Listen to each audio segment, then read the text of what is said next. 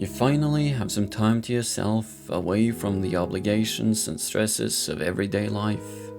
It's your time to relax, get your blood pressure down and play the hero in your current favorite game. The only issue is that your supposedly powerful hero is constantly getting trampled by every peasant and stray chicken you cross paths with. And it's transforming what should be a relaxing activity into something tedious, boring and unfulfilling. Well, it's time for you to take the diapers off of your hero and trample that stray chicken into the ground.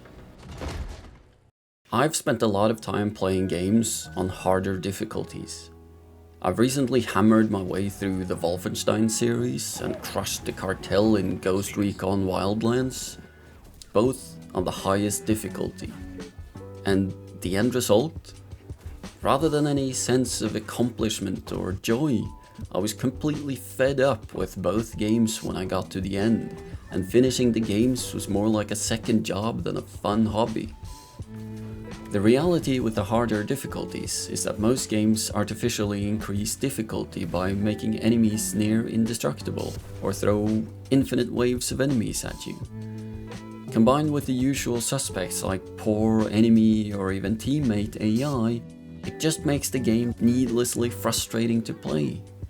Even games that you would typically expect to be more realistic when played on harder difficulties end up going the other way, because suddenly your enemy can see and accurately shoot you through walls or bushes, or because game mechanics limit your abilities to the point where any advantage you might have had as a thinking person is stripped away from you. The result is what feels like constant, unnecessary and undeserved interruptions to the flow of the game and the story, with repeated unskippable cutscenes or long treks to get back into the fight. So why play these damn games on harder difficulties in the first place? For me, it's a habit that goes back many years. When I was younger and just getting into gaming, playing games was as much about the thrill of a challenge as anything else. I mean, there were big elements of socializing with friends or experiencing new worlds, but the rush of beating that final boss or crushing your friend even though he was using Oddjob was like nothing else at the time. For a young me, these were the first tastes of success and accomplishment that were hard to come by through other means.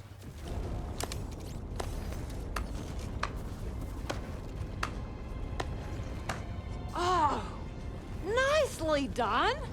As I get older, I find myself finding more success and accomplishment in other areas, and my gaming preferences have changed as a result. For single-player experiences like Star Wars games, Gears of War or Halo, I find that immersion and casual fun is becoming more important than any sense of accomplishment and challenge. This goes hand in hand with the simple fact that I just don't have the time that I used to. My reflexes aren't what they used to be, and I just don't have the patience to keep replaying the same sections of a game over and over. These days, I just want to immerse myself in the world and the character I'm presented with. If that means I'm supposed to be playing the literal God of War, or as in this case, a relatively seasoned Jedi Knight, I just can't get very immersed if he's falling over and dying every time he steps on a grain of sand. In a way, Star Wars Jedi Survivor became the perfect example of this. It was a game that I originally held off on because I didn't think I would enjoy it after the slog of getting through the first game. And when I fired up Star Wars Jedi Survivor for the first time, muscle memory immediately set the game to the hardest difficulty before I even knew what was going on. And minutes into the game, I was already contemplating whether going legs first into the wood chipper would be a more fun use of my time. And that's when it hit me. Why am I playing these games on the hardest difficulty?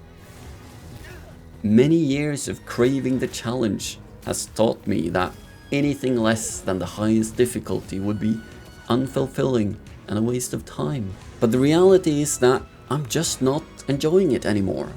I was there for the story, the immersion, not the dying and fantasizing about wood chippers. So I changed. I went all in on the easy mode.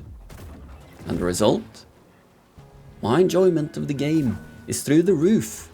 A game that I originally held off from buying because I wasn't sure I would enjoy it immediately became a very enjoyable game.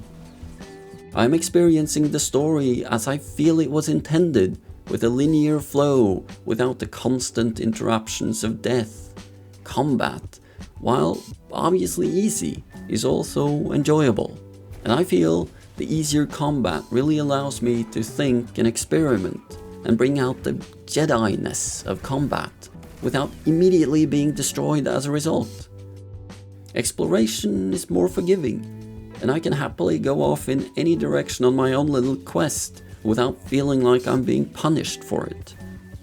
That's of course not to say that this is the only way to play. Some games are simply intended to be difficult, and for multiplayer it's often a large part of the fun to accomplish something together as a team. And even now I do increase the difficulty for the occasional boss fight, simply because I feel like it and want to have a bit of extra challenge. But it is no longer going to be the default for how I choose to play my games. The end result for me is that Star Wars Jedi Survivor became a very enjoyable Star Wars experience, and I actually find myself looking forward to seeing how the story unfolds next.